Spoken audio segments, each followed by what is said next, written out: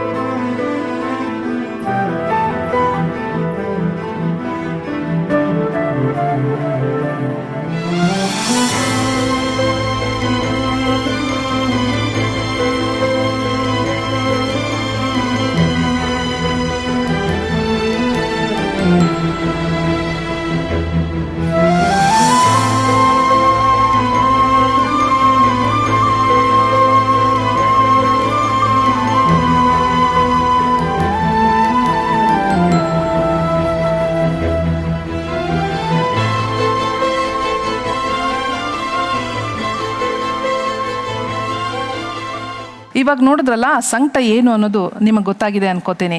ಈ ಪ್ರಕೃತಿಯ ಮಕ್ಕಳಿಗೂ ಇಂತಹ ತಾಯಂದ್ರಿಗೂ ಅವ್ರದ್ದೇ ಆದಂತಹ ಒಂದು ಭಾಷೆ ಇರುತ್ತೆ, ಅವ್ರದ್ದೇ ಆದಂತಹ ಒಂದು ಬದುಕಿನ ಶೈಲಿ ಇರುತ್ತೆ, ಅವ್ರದ್ದೇ ಆದಂತಹ ಒಂದು ಪ್ರಪಂಚ ಇರುತ್ತೆ. ಆ ಪ್ರಪಂಚದ ಬಗ್ಗೆ, ಆ ತಾಯಂದಿರ ಬಗ್ಗೆ, ಇಂತಹ ಮಕ್ಕಳ ಬಗ್ಗೆ ಇವತ್ತು ಈ ಸಂಚಿಕೆಯಲ್ಲಿ ನಾವು ತಿಳಿದುಕೊಳ್ಳೋದ್ರ ಜೊತೆಗೇನೆ ಸಮಾಜಕ್ಕೂ ಸ್ವಲ್ಪ ತಿಳಿ ಹೇಳಬೇಕು ಅನ್ನೋದೇ ಈ ಸಂಚಿಕೆಯ ಉದ್ದೇಶ ಆಗಿದೆ. ಇವತ್ತಿನ ಈ ಸಂಚಿಕೆಗೆ ಪ್ರಕೃತಿಯ ಮಕ್ಕಳ ತಾಯಂದ್ರು ಬಂದಿದ್ದಾರೆ. ಬನ್ನಿ ಅವರನ್ನು ಕಾರ್ಯಕ್ರಮಕ್ಕೆ ಸ್ವಾಗತಿಸೋಣ. ಇವತ್ತಿನ ನಮ್ಮ ಈ ಕಾರ್ಯಕ್ರಮಕ್ಕೆ ಎಕ್ಸ್ಪರ್ಟ್ ಡಾಕ್ಟರ್ಸ್ ಬಂದಿದ್ದಾರೆ. ಬನ್ನಿ ಅವರನ್ನು ಕಾರ್ಯಕ್ರಮಕ್ಕೆ ಸ್ವಾಗತಿಸೋಣ. ಡಾಕ್ಟರ್ ವಿರೂಪಾಕ್ಷ, ಚೈಲ್ಡ್ ಸೈಕ್ಯಾಟ್ರಿಸ್ಟ್, ಕಾರ್ಯಕ್ರಮಕ್ಕೆ ಸ್ವಾಗತ. ನಮಸ್ತೆ. ಡಾಕ್ಟರ್ ಕಿಶೋರ್ ಕೋತ್ತ, ಪೆಡಿಯಾಟ್ರಿಕ್ ನ್ಯೂರಾಲಜಿಸ್ಟ್, ಕಾರ್ಯಕ್ರಮಕ್ಕೆ ನಿಮಗೆ ಸ್ವಾಗತ. Doctor Ashok Shetty, neuro psychiatrist, ನಿಮಗೂ ಕೂಡ ಕಾರ್ಯಕ್ರಮಕ್ಕೆ ಸ್ವಾಗತ. ಮತ್ತು doctor Sudhindra Aroor, paediatric neurologist, ನಿಮಗೂ ಕೂಡ ಕಾರ್ಯಕ್ರಮಕ್ಕೆ ಸ್ವಾಗತ. ಎಲ್ಲ ತಾಯಂದ್ರಿಗೂ ಮೊದಲನೇ ಪ್ರಶ್ನೆ ಇದು. ನಿಮಗೂ ಮತ್ತು ನಿಮ್ಮ ಮಕ್ಕಳಿಗೂ, ಆ ಮಗುವಿಗೂ ಇರುವಂತಹ ಅಂಡರ್ಸ್ಟ್ಯಾಂಡಿಂಗ್ ಏನು? ಅಂದರೆ ಆ ಮಗು ಹೇಳೋದು ಅದನ್ನು ನೀವು ಹೇಗೆ ಅರ್ಥ ಮಾಡ್ಕೊಳ್ತೀರಾ, ನೀವೇನು ಹೇಳ್ತೀರಾ ಅದನ್ನು ಆ ಮಗು ಹೇಗೆ ಅರ್ಥ ಮಾಡ್ಕೊಳುತ್ತೆ? ಮಾತಾಡ್ತಾನೆ ಬಟ್ ಹೇಳ್ತಾನೆ ಎಲ್ಲ. ಏನು ಅವನಿಗೇನು ಬೇಕು ಏನು ಬೇಡ ಎಲ್ಲ ಹೇಳ್ತಾನೆ. ಬಟ್ ಅವನಿಗೆ ಕಣ್ಣಿನ ಸಮಸ್ಯೆ ಇರೋದ್ರಿಂದ ಕಣ್ಣು ಸ್ವಲ್ಪ ಕಾಣಿಸಲ್ಲ, ಅವನಿಗೆ ಸೈಡ್ ಮಾತ್ರ ಕಾಣಿಸುತ್ತೆ. ಓಕೆ. ಸೊ ನಿಮ್ಮಿಬ್ಬರ ನಡುವಿನ ಅರ್ಥ, ಅವ್ನು ಮಾತಾಡೋದು ನೀವು ಉತ್ತರ ಕೊಡ್ತೀರಾ, ನೀವೇನು ಹೇಳ್ತೀರಾ ಅವ್ನು ಅರ್ಥ ಮಾಡ್ಕೊಂಡು ಮಾತಾಡ್ತಾನೆ. ಅರ್ಥ ಮಾಡ್ಕೊಂಡು ಮಾತಾಡ್ತಾನೆ. ನಮ್ಮಿಬ್ರು ಬಾಂಧವ್ಯ ಚೆನ್ನಾಗಿದೆ. ಅಂದರೆ ಮಗುನ ನೋಡಿದ ತಕ್ಷಣ ಅದಕ್ಕೆ ಏನು ಬೇಕು, ಅದರ ಬೇಕು ಬೇಡಗಳು, ಅದನ್ನ ಯಾವ ಥರ ಅರ್ಥ ಮಾಡ್ಕೊಳ್ತೀರಾ? ನನ್ನ ಮಗ ಮತ್ತೆ ಅವನು ಕಾಲು ಒಂದ್ಸಲ ಕಲ್ಲು ಎತ್ತಾಕೊಬಿಟ್ಟಿದ್ದ. ಅವಾಗ ಕೂಕ್ಕೊಂಡ ಅಮ್ಮ ಅಂತ. ಅವಾಗ ಗೊತ್ತಾಯ್ತು ಅವನು ಬೀಳ್ಸ್ಕೊಂಡಿದ್ದಾನೆ ಅಂತ. ತಕ್ಷಣ ಹೋದೆ, ಅವಾಗ ಗೊತ್ತಾಯ್ತು ಅವನು ಅಮ್ಮ ಅಂತ ಕೂಕೊಂಡಿದ್ದಾಗಲೇ ಏನೋ ಮಾಡ್ಕೊಂಡಿದ್ದಾನೆ ಅಂತ. ಅಮ್ಮ ಅಂದಾಗಲೇ ಆ ಬದಲಾವಣೆ ಬಂದ್ಬಿಡ್ತು. ಜಾಕ್ ಇಟ್ಕೊಂಡಾಗ್ಲೂ ಅಷ್ಟೇ ಅಮ್ಮ ಅಂತ ಕೂಕೋತಾನೆ. ಅವಾಗ ತಕ್ಷಣ ಏನೋ ಮಾಡ್ಕೊಂಡಿದ್ದಾನೆ ಅಂತ ಗೊತ್ತಾಗುತ್ತೆ ನನಗೆ. ಯಾವ್ಯಾವ ಥರ ಕರಿತಾನೆ? ಈಗ ಫಾರ್ ಎಕ್ಸಾಂಪಲ್ ಅವನು ಅಪಾಯದಲ್ಲಿದ್ದಾಗ ಒಂಥರ ಕರಿತಿರ್ಬೋದು ನಿಮ್ಮನ್ನ, ಅಥವಾ ಖುಷಿಲಿದ್ದಾಗ ಕರಿತಿರ್ಬೋದು. ಸುಮ್ಮನೆ ಕೆಲವು ಮಕ್ಕಳಿಗಿದೆ ಅಮ್ಮ ಅಮ್ಮ ಅಂತ ಕರಿತಾ ಇರ್ತಾರೆ ಅವ್ರು. ಇಲ್ಲ, ಅವನು ಏನಾದ್ರು ಮಾಡ್ಕೊಂಡಾಗ್ಲೇ ಮಾತ್ರ ಕೂಗ್ಕೋತಾನೆ. ಇವಾಗ ತೊಪ್ಪು ಕಲ್ಲು ಅಲ್ಲಿ ನಿಲ್ಸಿದ್ವಿ, ಬ್ರಷ್ ತಗೊಂಡು ಹೋಗಿದ್ದ ಅವನು. ಗೊತ್ತಾಗುತ್ತೆ ನನಗೆ ಬ್ರಷ್ ತಗೊಂಡು ಹೋಗಿದ್ದಾನೆ, ಇವ್ನು ಕಲ್ಲು ಬೀಳ್ಸ್ಕೊಂಡಿದ್ದಾನೆ, ಅದಕ್ಕೆ ಹೋಗ್ಸರ್ ಅಮ್ಮ ಅಂತ ಇದ್ದಾನೆ ಅಂತ. ತಕ್ಷಣ ಒಳಗಡೆ ಆಗ ಅವ್ನು ಕರೆಯೋ ಅಮ್ಮ ಅನ್ನೋದು ಹೇಗಿರುತ್ತೆ? ತುಂಬ ಭಯ ಪಡ್ಕೋತಾ ಇರ್ತಾನೆ. ನನಗೆ ತುಂಬ ಎದುರ್ಕೋತಾಳೆ ಅಮ್ಮ, ಅದು ಹತ್ಬಿಡ್ತಾಳೆ ಅಂದ್ಬಿಟ್ಟು ಅಮ್ಮ ಅಂತ. ಅವ್ನು ಅಳ್ಳಿಲ್ಲ ಅವತ್ತು, ತುಂಬ ಏಟಾಗ್ಬಿಟ್ಟಿತ್ತು. ನಮ್ಮಮ್ಮನೇ ಗಾಬರಿ ಪಡ್ಕೊಬಿಡ್ತಾರೆ ಅಂತ ಅಮ್ಮ ಅಂತ ಅಷ್ಟೇ ಅಂದಿದ್ದು. ಆದ ತಕ್ಷಣ ಅಕ್ಕಪಕ್ಕ ಬಂದು ಕಲ್ಲು ಎತ್ತಿದ್ವಿ. ಅಷ್ಟೊತ್ತು ಕಲ್ಲು ಅಲ್ಲೇ ಬಿದ್ದುಬಿಟ್ಟಿತ್ತು ಅವ್ನ ಕಲ್ಲು ಮೇಲೆ. ಕೂಕತಾನೆ. ಕೂಕೊಂಡಿದ ತಕ್ಷಣ ಅವ್ನು ಹಿಂಗೆ ಮಾಡಿದ್ದಾನೆ ಅಂತ ಗೊತ್ತಾಗುತ್ತೆ ನನಗೆ. ನಿಮಗೆ ಗೊತ್ತಾಗುತ್ತೆ. ಸರಿಮ್ಮ. ಅವ್ನಿಗೆ ಹುಷಾರಿಲ್ಲ ಅಂತ ಅಂದಾಗ ಸೈಲೆಂಟಾಗಿ ಮಲಗಿಬಿಡ್ತಾನೆ. ಇಲ್ಲ ಅಂದರೆ ಸುತ್ತ ಜಾಸ್ತಿ ಇದೆ ಒಂದು, ಅಲ್ಲಿ ಇಲ್ಲಿ ಹೋಗ್ತಾ ಇರ್ತಾನೆ. ಹುಷಾರಿಲ್ಲ ಅಂತ ಯಾವಾಗ ಇದಾಗುತ್ತೋ ಸೈಲೆಂಟಾಗಿ ಮಲಗಿಬಿಡ್ತಾನೆ. ಹೇಳಲ್ಲ ಅವನು. ಹೇಳಲ್ಲ. ಆ ಟೈಮಿಗೆ ನನಗೆ ಗೊತ್ತಾಗುತ್ತೆ, ಓ ಇವ್ನಿಗೆ ಹುಷಾರಿಲ್ಲ, ಏನೋ ಪ್ರಾಬ್ಲಮ್ ಆಗಿದೆ ಅಂತ ಹೇಳಿ ಅವಾಗ ತೋರಿಸ್ತೀವಿ ಮೇಡಮ್. ಅವ್ನಿಗೆ ಏನಾದ್ರು ಹುಷಾರು ಈಗ ಯೂಜಿಂಗ್ ಪ್ರಾಬ್ಲಮ್ ಬಂದಾಗ ಅವನಿಗೆ ಮಲ್ಕೊಬಿಟ್ರೆ ಅವನು ಏನೂ ತಿನ್ನಲ್ಲ, ಏನೂ ಇದು ಮಾಡಲ್ಲ. ಆವಾಗ ನಾವು ಎಲ್ಲನೂ ಇದು ಮಾಡಬೇಕು, ಅವ್ನ ಕೆಲಸ ಎಲ್ಲ ನಾವೇ ಮಾಡಿಸ್ಬೇಕು. ಅವ್ನ ಕೆಲಸನೂ ನೀವೇ ಮಾಡಬೇಕು. ಓಕೆ. ಅವನಿಗೆ ಗೊತ್ತಾಗಲ್ಲ, ಅವ್ನಿಗೆ ಗೊತ್ತಾಗಲ್ಲ, ಹೇಳಕ್ಕೆ ಗೊತ್ತಾಗಲ್ಲ. ಓಕೆ. ಅವ್ನು ಸನ್ನೆ ಅಂದರೆ ಊಟನೂ ಆಕ್ಷನ್ ಮಾಡ್ತಾನೆ, ನೀರನ್ನು ಅಷ್ಟೇ ಆಕ್ಷನ್ ಮಾಡಿ ತೋರಿಸ್ತಾನೆ. ಒಂದು ಟಿವಿ ಆನ್ ಮಾಡಬೇಕು, ಊಟಕ್ಕೆ ಫಾರ್ ಎಕ್ಸಾಂಪಲ್ ಊಟಕ್ಕೆ ಏನು ಹೇಳ್ತಾನೆ ಅವನು, ಏನು ಮಾಡ್ತಾನೆ? ಊಟಕ್ಕೆ ಕೈಯಲ್ಲಿ ಆಕ್ಷನ್ ಮಾಡಿ ತೋರಿಸ್ತಾನೆ, ಊಟ ಅದೇ ಮಾಡಬೇಕು ಹೆಂಗೆ ಹೇಳ್ತಾನೆ ಅವನು ಅದನ್ನ? ಮೊಟ್ಟೆ ಏನಾದರೂ ಬೇಕಂದ್ರೆ ಈಗ ಹೊಡೆದ್ಬಿಟ್ಟು ಹಿಂಗೆ ತೋರಿಸ್ತಾನೆ, ಮೊಟ್ಟೆ ನಂಗೆ ಬೇಕು ಅಂತ. ಸೊ ಅವ್ನು ಪ್ರತಿಯೊಂದನ್ನು ಅರ್ಥ ಮಾಡ್ಕೊಂಡಿದ್ದಾನೆ. ಮೇಡಮ್ ದೋಸೆ ಅಷ್ಟೇ ಈಗ ಹೇಳ್ತಾನೆ, ಪೂರಿ ಅಂದರೆ ಈಗ ಮಾಡಿ ಈಗ ಹಾಕಿ ಅಂತ ಹೇಳ್ತಾನೆ. ಆ ಥರ ನಾನೆಲ್ಲ ಅವನ ಲ್ಯಾಂಗ್ವೇಜ್ ಸನ್ನೆ ಅಂದ್ರೆ ಅವ್ನು ಹೇಳೋ ಪ್ರತಿಯೊಂದು ನಿಮ್ಗೆ ಅರ್ಥ ಆಗುತ್ತೆ ಮೇಡಮ್. ಅವನಿಗೆ ಈ ಸನ್ನೆಗಳನ್ನ ಹೇಳ್ಕೊಟ್ಟಿದ್ಯಾರು, ನೀವು ಹೇಳ್ಕೊಟ್ರ? ಇಲ್ಲ ಮೇಡಮ್, ನನಗೆ ಆಕ್ಷನ್ ಇದಕ್ಕೇನೆ ನಾನು 1 ವರ್ಷ ಕರ್ಕೊಂಡು ಹೋದೆ, ಸ್ಪೀಚ್ ಥೆರಪಿ ಮತ್ತು ಸನ್ನೆ ಲ್ಯಾಂಗ್ವೇಜಿಗೆ ಕರ್ಕೊಂಡು ಹೋಗಿ ಈಗ ಅವ್ನು ಇಂಪ್ರೂವ್ಮೆಂಟ್ ಆಗ್ತಾ ಇದ್ದಾನೆ. ಅವ್ನಿಗೆ 3-4 ವರ್ಷ ಆದಮೇಲೆ ಗೊತ್ತಾಯಿತು ನಮಗೆ ಬುದ್ಧಿ ಕಮ್ಮಿ, ಮಾತಾಡಲ್ಲ, ಕುತ್ಕೊಂಡಿದ್ದು ನಡೆದಿದ್ದೆಲ್ಲ ಲೇಟು ಮೇಡಮ್. ಆಮೇಲೆ ಅವ್ನಿಗೆ ಈಗ ಹೊಸಿ ಮಾತು ಬರ್ತದೆ. ಅವ್ನಿಗೆ ಹೊಟ್ಟೆ ಹಸಿ ಅಂತೂ ಹೇಳಕ್ಕೆ ಬರಲ್ಲ ಮೇಡಮ್. ನಾವೇ ನೋಡ್ಕೊಂಡು ಟೈಮ್ಗೆ ಎಲ್ಲ ಮಾಡ್ತಾಯಿದ್ದಿತ್ತು. ಎಲ್ಲ ಟಾಯ್ಲೆಟ್ ಏನೂ ಹೇಳಕ್ಕೆ ಬರ್ತಾ ಇರಲಿಲ್ಲ. ಓಕೆ. ನೆಕ್ಸ್ಟ್ ಹತ್ರ ಕೇಳ್ತೀನಿ. ನಾನು ಪುನೀತದ ಅಜ್ಜಿ. ನೀವು ಅಜ್ಜಿ ಅಂದ್ರಿ, ನಿಮ್ಮ ಮಗಳೆಲ್ಲಿದ್ದಾರೆ? ಮಗಳು ಬಳ್ಳಾರಿನಲ್ಲಿ ಇದ್ದಾರೆ ಮೇಡಮ್. ಅವ್ರು ಅಲ್ಲಿರ್ತಾರೆ, ನೀವೇ ನೋಡ್ಕೊಳ್ತೀರಾ? ನಾವು ಅಲ್ಲಿಂದ ನಿಮ್ಮ ಜೊತೆ ಯಾಕಿದೆ ಮಗು, ಅವ್ರ ಜೊತೆ ಯಾಕಿಲ್ಲ? ಅವರು ಅವ್ರ ಅಣ್ಣ ತಮ್ಮರು ಬೇಡ ಅಂತ ಹೇಳಿದರು. ಮಗು ಬೇಡ ಸುಮ್ಮನೆ ಏನಕ್ಕೆ ಅಂತ ಹೇಳಿದರು. ಅವೇ ನೋಡೋಣ, ನಾವೇ ಅವ್ರು ಬೇಡ ಅಂದರೆ ನಾವು ಹಠಂದ ಸಾಕೋಣ, ಈ ಮಗುವಿಗೆ ಒಂದು ದಾರಿ ಕೊಡೋಣ ಅಂತ ಸಾಕ್ತಾಯಿದ್ದೀವಿ ಮೇಡಮ್ ನಾವು. ನನ್ನ ಮಗಳ ಹೆಸರು ಶೈಲು, 5 ವರ್ಷ ಅವಳಿಗೆ. ಅವಳು ಬರೀ ಆ್ಯಕ್ಷನ್ನೇ, ಮಾತೆಲ್ಲ ಕಡಿಮೆನೇ. ಸ್ನಾನ ಮಾಡಬೇಕು ಅಂದ್ರೂ ಆ್ಯಕ್ಷನು, ಸ್ನಾನ ಮಾಡಿಸ್ಬಾ ಅಂತ ಹೇಳ್ತಾಳೆ. ಇಡ್ಲಿಗೆ ಇಲ್ಲಿ ಆ ಥರ ಅವಳ ಲ್ಯಾಂಗ್ವೇಜು ನಾವು ಅರ್ಥ ಮಾಡ್ಕೊಬೇಕು. ಪೆನ್ ಕೊಡು ಅಂದರೆ ನೆನ್ನಂತಾಳೆ. ಆ ಥರ ಫುಲ್ಲು ಮಾತಾಡೋಕ್ಕೆ ಬರೋದಿಲ್ಲ. ಹಠ ಮಾಡಿದಾಗ ಹೇಗೆ ಸಮಾಧಾನ ಮಾಡ್ತೀರಾ? ಆಗ ನೀವು ಹೇಗೆ ಅವಳನ್ನ ಅರ್ಥ ಮಾಡ್ಕೊಂಡು ಅವಳು ನೀವು ಹೇಳೋದನ್ನ ಹೆಂಗೆ ಅರ್ಥ ಮಾಡ್ಕೋತಾಳೆ? ತುಂಬ ಕಷ್ಟ, ಹೋಗೋದು, ತಲೆ ಹೊಡ್ಕೊಳೋದು, ಕಿರ್ಚ್ಕೊಳೋದು, ಈ ಥರ ಎಲ್ಲ ಮಾಡ್ತಾಳೆ. ನಾವು ಎಷ್ಟು ಸಮಾಧಾನ ಮಾಡಿದ್ರೂ ಅವಳು ಬೇಗ ಕಂಟ್ರೋಲ್ಗೆ ಬರೋದಿಲ್ಲ.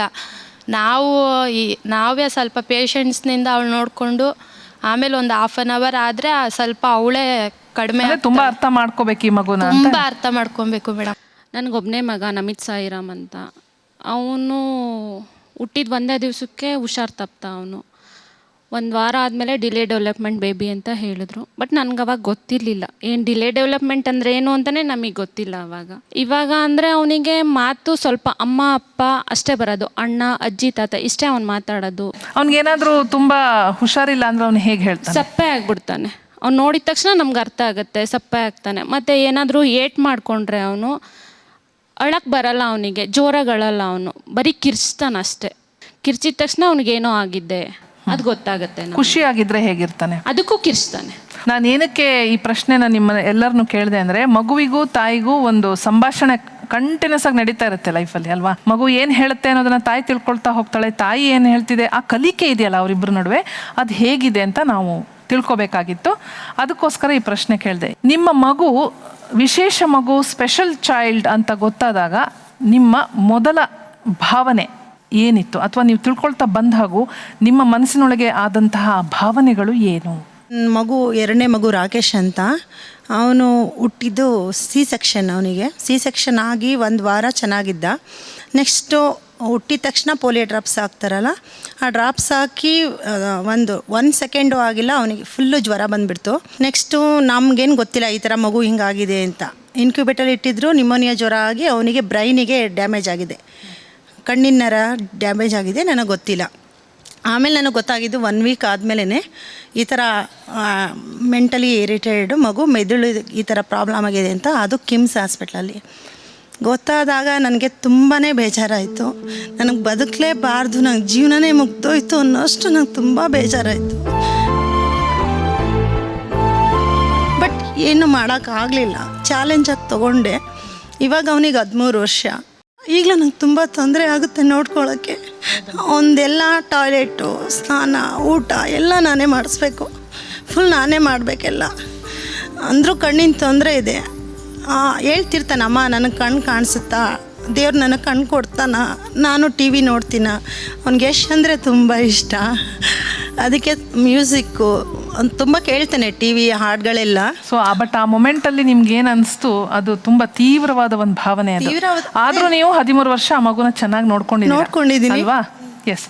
ನನ್ನ ಮಗ ಯತೀಶ್, ಅವನಿಗೆ CB ಮತ್ತು MR ಎರಡೂ ಇದೆ. ನಾವು ಹಳ್ಳಿ ವಾತಾವರಣದಲ್ಲಿ ಇದ್ದವರು. ನನ್ನ ಮಗ ಈ ಥರ ಬುದ್ಧಿಮಾನಿಯ ಆಗಿದ್ದಾನೆ ಅನ್ನೋದನ್ನ ನಾನು ಗುರುತಿಸ್ಲಿಕ್ಕೆ 4-5 ವರ್ಷ ಬೇಕಾಯಿತು. ಆ ಮೊಮೆಂಟಲ್ಲಿ ನಿಮಗೆ ಏನು ಅನಿಸ್ತು? ತುಂಬ ಶಾಕ್ ಆಯಿತು ಮೇಡಮ್, ತುಂಬ ನೋವಾಯಿತು. ಇದನ್ನು ಬಂದು ಮನೆಯಲ್ಲಿ ಹೇಳಿ, ಮತ್ತು ನಮ್ಮದು ದೊಡ್ಡ ಫ್ಯಾಮಿಲಿ ಮೇಡಮ್, 7 ಜನ ಅಣ್ಣ ತಮ್ಮಂದಿರು, ನಾವು ಚಿಕ್ಕವರು, ಎಲ್ಲರ ಮಕ್ಕಳು ಚೆನ್ನಾಗಿದ್ದಾರೆ. ಬಟ್ ಹೇಗಾಯಿತು ಅವರೆಲ್ಲ ಆಮೇಲೆ ಅದಾದ ನಂತರ ನನ್ನ ಮಗುನ ನೋಡೋ ದೃಷ್ಟಿನೇ ಬೇರೆ ಆಯಿತು. ನನ್ನ ಮಗು ಊಟ ಮಾಡಿಸ್ಬೇಕಾದ್ರೆ ಬೇರೆ ಮಕ್ಳಿಗೆ ಊಟ ಮಾಡಿಸ್ಬಾರ್ದು, ಲೋಟದಲ್ಲಿ ನೀರು ಕೊಟ್ಟರೆ ಅವ್ರನ್ನ ಕುಡಿಸ್ಬಾರ್ದು, ಇದಕ್ಕೆ ಬುದ್ಧಿ ಕಡಿಮೆ, ಇದು ತಿಕ್ಲು ಮಗು, ಈ ಥರ ಎಲ್ಲ ಹೇಳೋಕ್ಕೆ ಶುರು ಮಾಡಿದ್ರು. ಭಾಳ ನೋವಾಯಿತು. ಇದು ಕೇಳ್ತಿದ್ದಂಗೆ ನಮ್ಮ ತಮ್ಮ ಸ್ಪೆಷಲ್ ಎಜುಕೇಷನ್ ಮಾಡಿ ಈ ಥರ ಮಕ್ಕಳಿಗೆ, ನನ್ನ ತಮ್ಮ ಮತ್ತು ನನ್ನ ತಂಗಿ ಮತ್ತು ನನ್ನ ತಮ್ಮನ ಹೆಂಡತಿ ಮೂವರು ಕೂಡ ಈ ಬುದ್ಧಿಮಾನ್ಯ ಮಕ್ಕಳಿಗೆ ಸೇವೆಯನ್ನು ಮಾಡ್ತಾಯಿದ್ದಾರೆ. ಅದಾದ ನಂತರ ನನ್ನ ತಮ್ಮ ಸ್ಪೆಷಲ್ ಎಜುಕೇಷನ್ ಮಾಡಿದ್ಮೇಲೆ ಈ ಥರ ಸ್ಕೂಲ್ ಇದೆ ಅಂತ ನಾವು ತುಮಕೂರಿಂದ ಬೆಂಗಳೂರಿಗೆ ಬಂದು ನನ್ನ ಮಗನಿಗೋಸ್ಕರನೇ ಹೇಗಾದರೂ ಮಾಡಿ ಅವನ ಜೀವನವನ್ನು ರೂಪಿಸ್ಬೇಕು ಅಂತ, ಅವನಿಗೆ ಮಗುವಿನ ಜೀವನವನ್ನು ರೂಪಿಸಬೇಕು ತುಂಬ ಸಹಾಯ ಮಾಡಿದ್ರು. ಈಗ ಒಂದು ಥರದಲ್ಲಿ ನಡ್ಕೊಂಡು ಹೋಗ್ತಾ ಇದೆ ಜೀವನ ಅಂತ ಹೇಳ್ತಿದ್ದಾರೆ. 10% ತುಂಬ ಉಪಯೋಗ ಆಗಿದೆ. ಬ್ಲೈಂಡು ಬಟ್ ಅಬ್ನಾರ್ಮಲ್ ಅಂತ ನಮಗೆ ಗೊತ್ತಾಗಿದ್ದು 3 ಮಂತ್ಸ್ಗೆ. ಆವಾಗ ನಾವು ಏನಪ್ಪ ಈ ಥರ ಮಗು ಹೇಗೆ ಇದನ್ನು ಇದು ಮಾಡಬೇಕು ಅಂತ ನಮಗೆ ಗೊತ್ತಾಗಲಿಲ್ಲ. ಬಟ್ ಡಾಕ್ಟ್ರ್ ಹೇಳಿದ್ರು ಇವಳಿಗೆ ಬ್ಲೈಂಡ್ ಇದಾಕಿ, ಬ್ಲೈಂಡಲ್ಲಿ ಬ್ಲಡ್ ಕ್ಲಾಟ್ ಆಗಿದೆ, ಅವಳಿಗೆ ಯಾವ ಥರ ಯೋಚನೆ ಬಂದರೂ ಅವಳಿಗೆ ಇದೆ ಪ್ರಾಣಕ್ಕೆ ಅಪಾಯ ಅಂತ ಹೇಳಬಾರ್ದು ಅಂತ. ಅವಾಗಿಂದ ನಾವೇ ನೋಡ್ಕೋತಾ ಇರೋದು. ನನ್ನ ಮಗುಗೆ 3 ವರ್ಷ ಇದ್ದವಾಗ ನನಗೆ ಗೊತ್ತಾಯಿತು. ಅಲ್ಲಿವರೆಗೂ ಮಾತು ಬರುತ್ತೆ, 5 ವರ್ಷ 7 ವರ್ಷ ಆದಮೇಲೆ ಮಾತು ಬರುತ್ತೆ ಅಂತ ಮನೇಲೆಲ್ಲ ದೊಡ್ಡವ್ರು ಹೇಳ್ತಿದ್ರು. ಅದನ್ನು ನೋಡಿ ನಾವು ಎಲ್ಲಿ ತೋರಿಸಿರ್ಲಿಲ್ಲ ಆಸ್ಪತ್ರೆನೆಲ್ಲ. 3 ವರ್ಷ ಆದಮೇಲೆ ನಾವು ತೋರಿಸಿದ್ದು. 3 ವರ್ಷ ಆದಮೇಲೆ ತೋರಿಸಿದ್ರೆ ಡಾಕ್ಟ್ರು ಹೇಳಿದ್ರು ಅದು ಆಟಿಸಮ್ ಅನ್ನೋ ಒಂದು ಕಾಯಿಲೆ ಇದೆ, ಅದಕ್ಕೆ ಆ ಥರ ಆಗುತ್ತೆ, ಮಾತಾಡ್ತಾ ಇರೋರು ನಿಲ್ಲಿಸ್ತಾರೆ ಅಂತೇಳಿ. ಅವಾಗ ತುಂಬಾ ಬೇಜಾರಾಯಿತು ಮೇಡಮ್, ಯಾಕಂದರೆ ದೇವ್ರ ಮೇಲೆ ನಂಬಿಕೆನೇ ಹೊರ್ಟೋಯ್ತು ನನಗೆ. 2 ವರ್ಷ ಹತ್ತತ್ರ ನನ್ನ ಮನೇಲಿ ದೇವ್ರ ಪೂಜೆನೂ ಕೂಡ ಮಾಡಿರಲಿಲ್ಲ, ದೇವಸ್ಥಾನಕ್ಕೆಲ್ಲ ಹೋಗ್ತಾನೆ ಇರಲಿಲ್ಲ. ದೇವ್ರು ನನಗೆ ತುಂಬ ಮೋಸ ಮಾಡಿಬಿಟ್ಟ ಅನ್ನೋ ನೋವಲ್ಲೇ 2 ವರ್ಷ ನಾನು ಹಾಗೆ ಇದ್ಬಿಟ್ಟೆ. ಮಗುನ ಸ್ಕೂಲ್ಗೂ ಸೇರಿಸಿರ್ಲಿಲ್ಲ ನಾನು. ಅಷ್ಟೋ ಇದ್ದು ಒಂಥರ ಏನೋ ಬುದ್ಧಿ ಭ್ರಮೆ ಆದಂಗೆ ಆಗ್ಬಿಟ್ಟಿತ್ತು ನನಗೆ. ನನ್ನ ಮಗನಿಗೆ 2 ಮಂತ್ಸ್ ಇದ್ದಾಗ ಕಿಡ್ನಿಯಲ್ಲಿ ಹೋಲ್ ಸಿಕ್ಕಾದಿದೆ, ಅವ್ನಿಗೆ ಆಪ್ರೇಷನ್ ಮಾಡಬೇಕು ಅಂತ ಹೇಳಿದ್ರು. ಅವಾಗ ಹೋಗಿ ಅಡ್ಮಿಟ್ ಮಾಡಿ ಆಪ್ರೇಷನ್ ಮಾಡಿಸಿದಾಗ ಅದು ಇಂಜೆಕ್ಷನ್ ಕೊಟ್ಟಿದ್ದರಿಂದ ಇವನು ಒಂದು 11 ಮಂತ್ಸ್ ಆಯಿತು ಕೂರಲೇ ಇಲ್ಲ. 1 ಇಯರ್ ಆಯಿತು ಕೂರಲಿಲ್ಲ, 2 ಇಯರ್ ಆಯಿತು ಕೂರಲಿಲ್ಲ. ಇವನು ಇಂಜೆಕ್ಷನ್ಗೋಸ್ಕರ ಅವ್ನು ಕೂತಿಲ್ಲ ಅನಿಸುತ್ತೆ ಅಂದ್ಬಿಟ್ಟು ಇದು ಮಾಡ್ಕೊಂಡ್ವಿ. ನೋಡಿದ್ರೆ ಆಮೇಲೆ ಹಾಸ್ಪಿಟ್ಲಿಗೆ ಕರ್ಕೊಂಡೋಗಿ ತೋರಿಸಿದಾಗ ಅವ್ರು ಹೇಳಿದ್ರು, ಇಲ್ಲ ಇದು ಮಗು ಸರಿ ಇಲ್ಲ, ಇದು ಏನು ಮಾಡೋಕ್ಕಾಗೋದಿಲ್ಲ, ಇವಾಗ ಅವ್ನು ಇರೋದೇ ಹಾಗೆ, ಇನ್ನು ಅವನ್ನ ನೋಡ್ಕೊಳ್ಳಿ ಅಂತ. ಆ ಟೈಮ್ಗೆ ಏನು ಮಾಡಬೇಕು ಅಂತಲೂ ಗೊತ್ತಾಗಲಿಲ್ಲ ನನಗೆ. ಜೊತೆಲಿ ನಮ್ಮ ತಾಯಿ ಇದ್ರು ಮೇಡಮ್. ಆ ಟೈಮಲ್ಲಿ ನಮ್ಮ ತಾಯಿ ಮೇಡಮ್, ಇಲ್ಲ ನಾನು ಇದೀನ ಜೊತೆಗೆ ಇದು ಮಾಡಿ ಅವನ್ನ ಇದು ಮಾಡಿಕೊಡೋಣ, ಒಂದು ಸಮಾಜದಲ್ಲಿ ಒಂದು ಅವನು ಕಲಿಯುವಷ್ಟು ನಾನು ನೋಡೋಣ ಅಂತ ಹೇಳಿಬಿಟ್ಟು ನಮ್ಮ ತಾಯಿಯಿಂದ ನಾನು ಅವನು ಇರೋದು ಮೇಡಮ್. 3 ಇಯರ್ಸು ಸ್ಕೂಲ್ಗೆ ನಾರ್ಮಲ್ ಸ್ಕೂಲ್ಗೆ ಹಾಕಿದ್ವಿ. ಅವ್ರು ಹೇಳಿದ್ರು ಎಲ್ಲ ಮಗುಗಿಂತ ಇಂಪ್ರೂವ್ಮೆಂಟ್ ಇಲ್ಲ, ಒಂದು ಸಲ ಬೇರೆ ಕಡೆ ನೋಡಿ ಅಂದರು. ಆವಾಗ ನಮ್ಮ ಚಿಕ್ಕಮ್ಮ ಹೇಳಿದ್ರು ಒಂದು ಸಲ ಡಾಕ್ಟ್ರಿಗೆ ಟೆಸ್ಟ್ ಮಾಡಿಸಿ ನೋಡಿ ಅಂತ. ಅವ್ರು ಹೇಳಿದ್ರು ಎಲ್ಲ ಮಕ್ಳಿಗಿಂತ ಒಂದು ಸ್ವಲ್ಪ ಸ್ಲೋ ಇದ್ದಾನೆ ಇವನು ಅಂದರು. ಎಷ್ಟು ಬೇಜಾರಾಯಿತು ಅಂದರೆ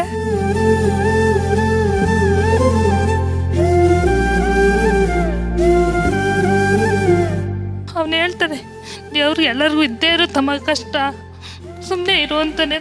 ಅವನೇ ಹೇಳ್ತಾನೆ ಎಲ್ಲರಿಗೂ ಇದ್ದೇ ಇರು ತಮ್ಮ ಕಷ್ಟ ಅಂತ ಹೇಳ್ತಾ ಇರ್ತಾನೆ. ಅವಾಗ ಎಷ್ಟು ಬೇಜಾರಾಗುತ್ತೆ. ಎಲ್ಲ ಮಕ್ಕಳು ಆಚೆ ಹೋಯ್ತಾ ಇದ್ರು, ನನ್ನ ಬಿಡಮ್ಮ ಅಂತಾನೆ. ಆಗ ನೀನು ಚೆನ್ನಾಗಿದ್ದಿದ್ರೆ ಬಿಡ್ಬೋದಿತ್ತಪ್ಪ ಅಂದರೆ ಇದು ಮಾಡ್ತಾ ಬೇಜಾರು ಮಾಡ್ಕೊತಾನೆ ಅವನೇನೆ ಕೂತ್ಕೊಂಡು. ಆಗ ತುಂಬ ಬೇಜಾರಾಗುತ್ತೆ. ಎಲ್ಲ ಮಕ್ಳಿಗಿಂತ ಚೂಟಿ ಇಲ್ವಲ್ಲ ಇವನು, ಒಳಗೆ ಕೂಡಾಕ್ಬೇಕಾಗುತ್ತೆ, ಈಚೆ ಬಿಟ್ಟರೆ ಎಲ್ಲ ಹೊಟ್ಟೋಗ್ಬಿಡ್ತಾನೇನೋ ಅಂತ ತುಂಬ ಭಯ ಆಗ್ತಾ ಇರುತ್ತೆ. ನಾನು ಪ್ರೆಗ್ನೆಂಟ್ ಇದ್ದಾಗ 7 ತಿಂಗಳಿಗೆ ಅವ್ನ ಮಗು ಹೊಟ್ಟೆಲಿ ತೀರೋಗೈತೆ ಅಂತ ಹೇಳಿದ್ರು. ಸಿಜರಿನ್ ಮಾಡಿ ಮಗು ಇದು ಮಾಡಿದ್ದು.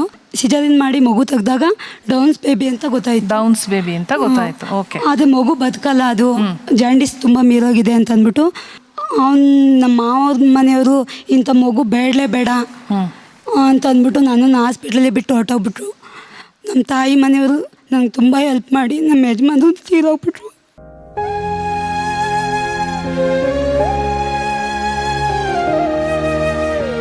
ಸಮಾಧಾನ ಮಾಡ್ಕೊಳ್ಳಿಮ್ಮ. 6-7 ಮಂತ್ಸಲ್ಲಿ ಯಾವಾಗ ಅದೇ ಟೈಮ್ಗೆ ನನ್ನ ನಾದ್ನಿಗೆ ಡೆಲಿವರಿ ಆಗಿತ್ತು. ಆ ಮಗುಗೂ ಈ ಮಗುಗೂ ಡಿಫ್ರೆಂಟ್ ಯಾವಾಗ ಗೊತ್ತು ಅವಾಗ ಗೊತ್ತಾಯಿತು ನನಗೆ. ಡಾಕ್ಟರ್ಸ್ ಏನು ಡಿಲೇ ಡೆವಲಪ್ಮೆಂಟ್ ಅಷ್ಟೇ ಅವ್ರು ಹೇಳಿದ್ದು. ಮುಂದೆ ಏನು ಅದ್ರ ಬಗ್ಗೆ ಏನು ಗೊತ್ತಿರಲಿಲ್ಲ ನನಗೆ. ಒಂದು ಮಗು ತಾಯಿ ಆಗಿದ್ದೀನಿ ಅನ್ನೋದು ಮಗು ಅಮ್ಮ ಅಂದಾಗ ನನ್ನ ಮಗ ಅಮ್ಮ ಅಂತ ಮಾತೇ ಬರ್ತಿರ್ಲಿಲ್ಲ ಅವನಿಗೆ. 2.5 ವರ್ಷಕ್ಕೆ ಅಮ್ಮ ಅಂದಿತ್ತು. ಮನೇಲಿ ಇನ್ನೊಂದು ಮಗು ಇದೆ, ಆ ಮಗು ಅಮ್ಮ ಅಂತ ಮಾತಾಡುತ್ತೆ. ಅವಾಗ ಗೊತ್ತಾಯಿತು ಲೈಫ್ ಯಾಕೆ ಹಿಂಗಿದೆ, ಬೇಡ ನಮ್ಗೆ ಈ ಲೈಫ್ ಬೇಡ ಅನ್ನೋ ಫೀಲ್ ಆಗಿದ್ದು ಅವಾಗ ನನಗೆ. ಈಗ ನೀವು ಇವರ ಉತ್ತರಗಳನ್ನು ಅಥವಾ ಇವರ ಎಕ್ಸ್ಪ್ಲನೇಷನ್ಸನ್ನು ಕೇಳ್ತಾ ಇರುವಾಗ ಎಲ್ಲೋ ಒಂದು ಕಡೆ ಒಂದು ಸ್ವಲ್ಪ ಭಾಗ ಮೆಡಿಕಲ್ಲಿ ಏನೋ ಸಮಸ್ಯೆ ಆಗಿ ಹಿಂಗಾಯಿತು, ಏನೋ ಒಂದು ಅಪವಾದ ಇದ್ದ ಹಾಗೆ ಕಾಣಿಸ್ತು ಒಂದು. ಇನ್ನು ಕೆಲವು ಕಡೆ ನೈಸರ್ಗಿಕವಾಗಿ ಅಥವಾ ಏನೋ ಒಂದು ಅನ್ಯಾಚುರಲ್ ಆಗಿ ಈ ಥರ ಆಗಿದ್ದಿದ್ರೂ ಇರಬಹುದು ಅನ್ನುವಂಥ ಉತ್ತರಗಳು ಕೂಡ ಬಂದವು. ಸೊ ಇದಕ್ಕೆ ಕಾರಣ ಸ್ಪಷ್ಟವಾಗಿ ಏನಾಗಿದೆ ಅಂತ ನೀವು ನಮಗೆ ಹೇಳಬೇಕು. ಕೆಲವೊಂದು ಕಡೆ ನಾವು ಈ ಸ್ಪೆಷಲ್ ಕಿಡ್ಸ್ ಅಥವಾ ದೇವರ ಮಕ್ಕಳು ಅಂತ ಏನು ಹಾಕಿದ್ರಿ ಹೇಳಿದಾಗ 2 ವ್ಯತ್ಯಾಸಗಳಿರುತ್ತೆ. ಒಂದು ಸ್ವಾಭಾವಿಕವಾಗಿ ಅಥವಾ ಕೆಲವು ಸಲ ತಾಯಿ ಹೊಟ್ಟೆಯಿಂದ ಬೆಳವಣಿಗೆ ಕುಂಠಿತ ಆಗುವಂಥದ್ದು, ಅದನ್ನು ಬುದ್ಧಿಮಾಂದ್ಯತೆ ಅಂತ ಕರಿತೀವಿ ಅಥವಾ ಮೆಂಟಲ್ ರಿಟಾರ್ಡೇಷನ್ ಅಂತ. ಕೆಲವರು ಹೇಳಿದ್ರು ಜ್ವರ ಬಂದಿತ್ತು, ತಲೆಗೆ ಜ್ವರ ಬಂತು, ಫಿಟ್ಸ್ ಬಂದಾಗ ಆಗ್ಬೋದು, ಕೆಲವು ಸಲ ತಲೆಗೆ ಪೆಟ್ಟು ಬಿದ್ದಾಗ ಆಗ್ಬೋದು, ಬೇರೆ ಥರ ಇನ್ಫೆಕ್ಷನ್ಗಳು, ವೈರಲ್ ಫೀವರ್ಗಳು, ನೀವು ಮೆನಿಂಜೈಟಿಸ್ ಅಂತ ಕರಿತೀವಿ. ಎಷ್ಟೊಂದು ಕಾರಣಗಳಿಂದನೂ ಕೂಡ ಬೆಳವಣಿಗೆ ಕುಂಠಿತ ಆಗುತ್ತೆ. ಸೊ ಇದೆರಡು ಬೇರೆ ಬೇರೆ. ಒಂದು ನಾವು ಪ್ರಿವೆಂಟಬಲ್ ಅಂತ ಏನು ಕರಿತೀವಿ, ಬೇಗ ಅದನ್ನು ಗುರುತಿಸಿ ಅದಕ್ಕೆ ಟ್ರೀಟ್ಮೆಂಟ್ ಮಾಡಿದ್ರೆ ಆ ಒಂದು ಇದನ್ನು ಪ್ರಿವೆಂಟ್ ಮಾಡುವಂಥದ್ದು. ಇನ್ನೊಂದು ಸ್ವಾಭಾವಿಕವಾಗಿ ತಾಯಿಯ ಹೊಟ್ಟೆಯಿಂದ ಬುದ್ಧಿಮಾಂದ್ಯತೆ ಬಂದಿರುವಂಥದ್ದು.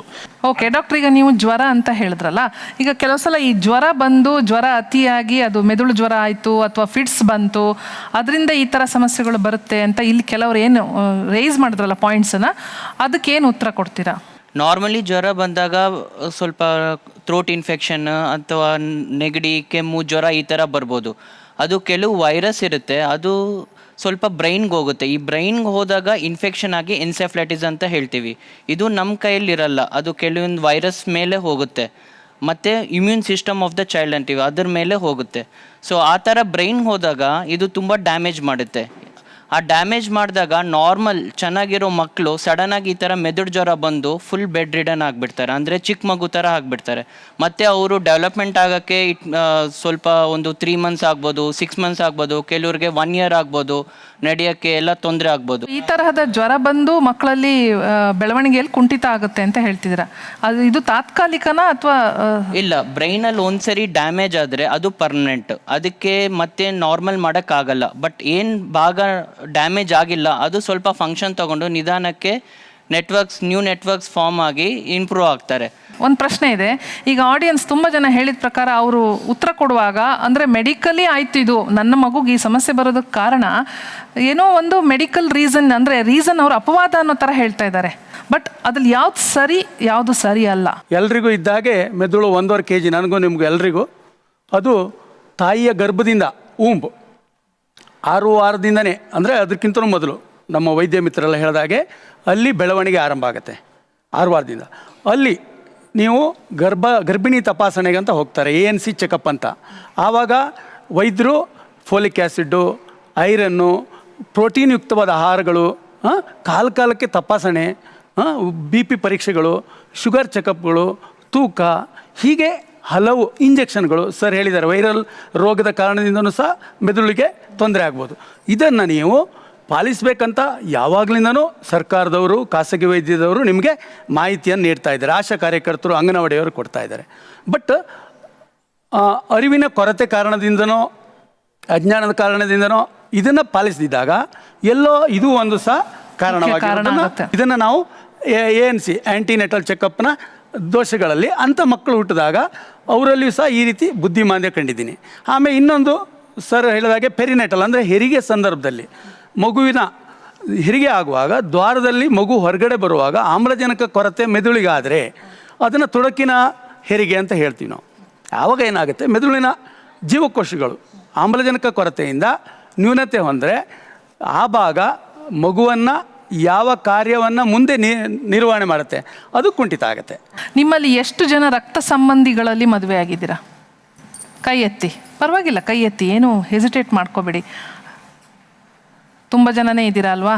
ರಕ್ತ ಸಂಬಂಧದಲ್ಲಿ ಮದುವೆ ಆದಾಗ ಇಂತಹ ಸಮಸ್ಯೆಗಳು ಕಂಡುಬರೋದು ಸರ್ವೇ ಸಾಮಾನ್ಯ ಅಂತ ಹೇಳ್ತಾರೆ. ಅದ್ರ ಬಗ್ಗೆ ನೀವೇನು ಹೇಳ್ತೀರಾ? ರಕ್ತ ಸಂಬಂಧದಿಂದ ಮದುವೆ ಆದರೆ ಅದು ಚಾನ್ಸಸ್ ಸ್ವಲ್ಪ ಜಾಸ್ತಿ ಇರುತ್ತೆ ಪರ್ಸೆಂಟೇಜ್. ಜೆನೆಟಿಕ್ ಡಿಸಾರ್ಡರ್ಸ್ ಅಂತ ಹೇಳ್ತೇವೆ. ಸೊ ಅದ್ರಲ್ಲಿ ಜೆನೆಟಿಕ್ ಯಾವ್ಯಾವ ಡಿಸಾರ್ಡರ್ಸ್ disorders ಬರುತ್ತೆ? ಅದರಲ್ಲಿ ಹಲವಾರು ಸಾವಿರಗಟ್ಟಲೆ ಡಿಸಾರ್ಡರ್ಸ್ ಇದೆ. ಕಾಮನ್ ಡಿಸಾರ್ಡರ್ಸ್ ಕೆಲವುದಿದೆ. ಅದರಲ್ಲಿ ನಿಮಗೆ ಗೊತ್ತಿರುತ್ತೆ ಡೌನ್ ಸಿಂಡ್ರೋಮ್ ಅಂತ one of the other things. ಅದು ಸೆಪ್ರೇಟಾಗಿ ಅದರಿಂದ ರಕ್ತ ಇದರಿಂದನೂ ಕೂಡ ಬರುತ್ತೆ, ಸೆಪ್ರೇಟಾಗಿ ಏಜಿಂದನೂ ಕೂಡ ಬರುತ್ತೆ, ಅಮ್ಮಂದು ಸೆಪ್ರೇಟಾಗಿ ಆ ಥರ ಇದೆ. ಸೊ ಇದರಲ್ಲೇ ಸುಮಾರು ಗಟ್ಟಲೆ ಕಾಯಿಲೆಗಳಿದೆ. ಬಟ್ ಏನಾಗುತ್ತೆ ಅಂತಂದರೆ ಇದು ಒಂದು ಸ್ಮಾಲ್ ಪರ್ಸೆಂಟೇಜು. ಇವಾಗ ಇದರ ಸಂಬಂಧ ಮದುವೆ ಆದ್ರೂ ಕೂಡ ಆಗಲೇಬೇಕು ಅಂತಿಲ್ಲ, ಬಟ್ ಆಗೋ ಚಾನ್ಸಸ್ ಜಾಸ್ತಿ ಇರುತ್ತೆ. ಬಟ್ ಎಂಡಲ್ಲಿ ಏನೇ ಆದ್ರೂ ಕೂಡ ಇವಾಗ ಮಕ್ಕಳಿಗೆ ಈ ಥರ ಡೆವಲಪ್ಮೆಂಟಲ್ ಡಿಲೇ ಇತ್ತು ಅಂತಂದರೆ ಕಾರಣಗಳು ಆ್ಯಕ್ಚುಲಿ ಇರೋದು ಎರಡೇ. ಒಂದು ಬ್ರೈನ್ ಡ್ಯಾಮೇಜ್ ಆಗಿ, ಅದು ಮೆದುಳು ಡ್ಯಾಮೇಜ್ ಆಗಿ, ಇನ್ನೊಂದು ಮೆದುಳು ಡೆವಲಪ್ಮೆಂಟಲ್ಲೇ ಪ್ರಾಬ್ಲಮ್ ಆಗಿ.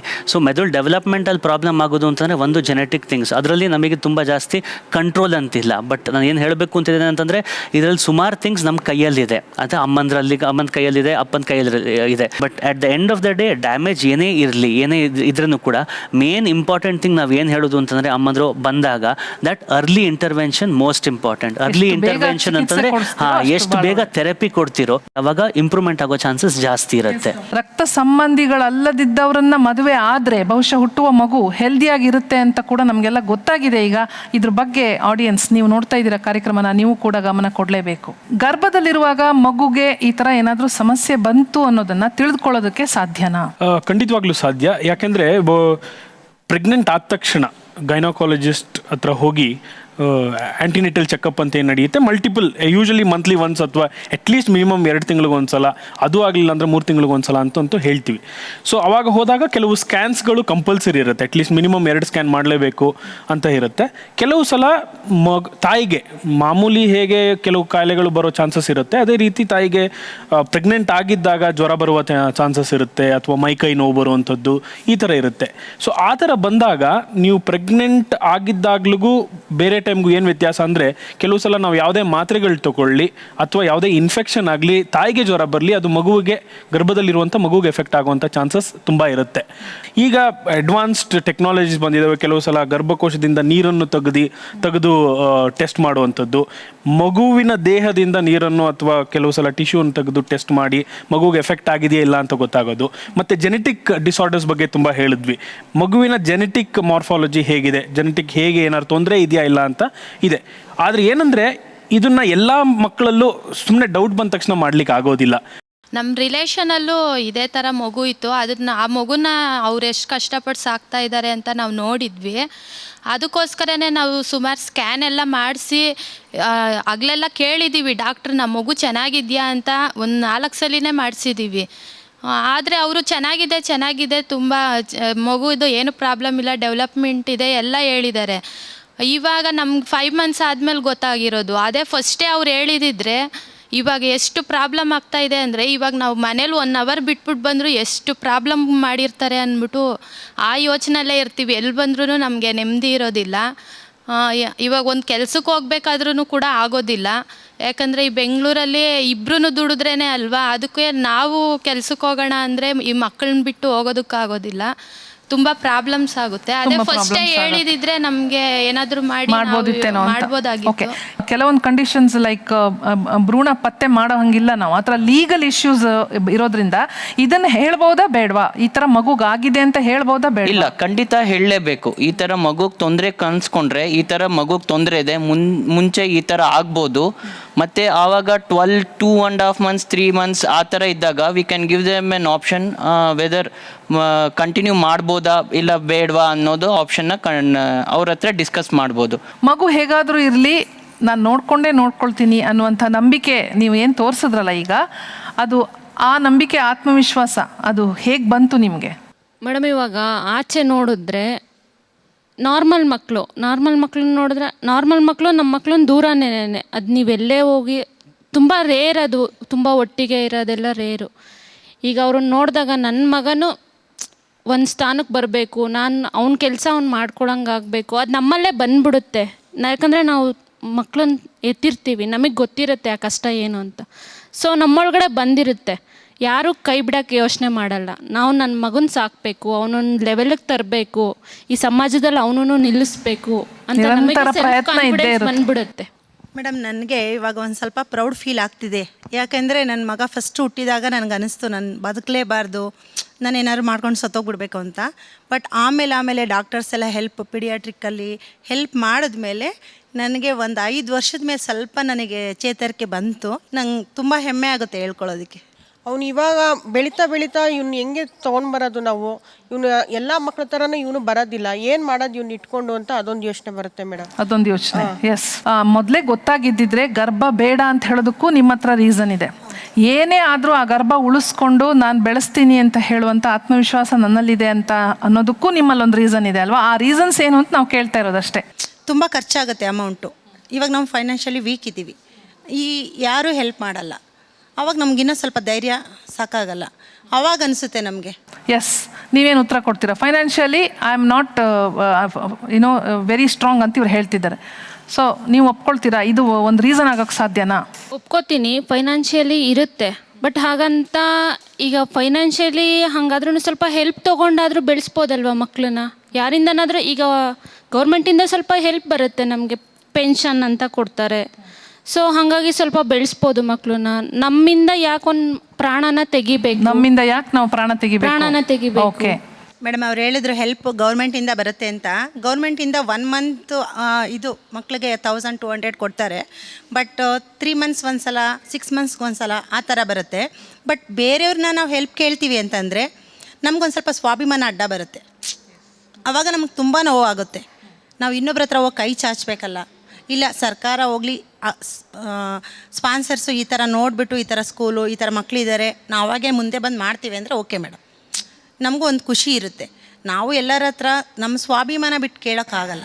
ಓಕೆ ಅಲ್ವಾ? ಸ್ವಾಭಿಮಾನ ಅಡ್ಡ ಬರುತ್ತೆ ಅಂತಾರೆ, ನೀವೇನು ಹೇಳ್ತೀರಾ? ಹಾಗಲ್ಲ, ಅದು ನಮ್ಮ ಮಗು. ಸ್ವಾಭಿಮಾನ ಎಲ್ಲಿಂದ ಬರುತ್ತೆ ಅಲ್ಲಿಗೆ? ಅದು ನಮ್ಮದೇ ಸ್ವಾಭಿಮಾನ ಅನ್ನೋದಿರಲ್ಲ. ಈಗ ನಾನೊಂದು ಫ್ಯಾಮಿಲಿ ಮೆಂಬರ್ ಆಗಿ ಈಗ ನಮ್ಮ ಮನೆ ದೊಡ್ಡವ್ರು ಇರ್ತಾರೆ, ಅವ್ರನ್ನ ನಾವು ಕೇಳಲೇಬೇಕು. ಅಮೌಂಟ್ ಬೇಕು ಅಂದರೆ ನಾವು ಅವ್ರನ್ನ ಕೇಳಲೇಬೇಕು. ಅದಕ್ಕೆಲ್ಲ ಸ್ವಾಭಿಮಾನ ಎಲ್ಲಿ ಬರುತ್ತೆ? ನಮ್ಮ ಮಗು ನಾವು ಸಾಕಬೇಕು. ನಾನು ಇರೋ ತನಕ ಸಾಕ್ತೀನಿ, ಆಮೇಲೆ ಯಾರು ಸಾಕ್ತಾರೋ ಏನೋ ಎತ್ತ ಅಂತ ಯೋಚನೆ ಮಾಡ್ತಾಯಿದ್ದೀನಿ. ನನ್ನ ಮಗ ನಾನು ಬಿಡೋಕ್ಕೆ ಇದೇ ಇಲ್ಲ. ನಾನು ತುಂಬ ಕಷ್ಟಪಟ್ಟು ಸಾಕ್ತಾಯಿದ್ದೀನಿ. ಅವ್ರ ಮನೆ ಕೂಲಿ ಮಾಡಿ ಸಾಕ್ತಾಯಿದ್ದೀನಿ ಅವನಿಗೆ. ನನಗೆ ಯಾವ ಕಡೆನೂ ಅನುಕೂಲ ಇಲ್ಲ. ಇದ್ರೇನೋ ನನ್ನ ಮೊಮ್ಮಗ ಹಿಂಗಾಗ್ತದಲ್ಲ ಅಂತ ಯೋಚನೆ ನನಗೆ ಅಷ್ಟೇ ಇವಾಗ.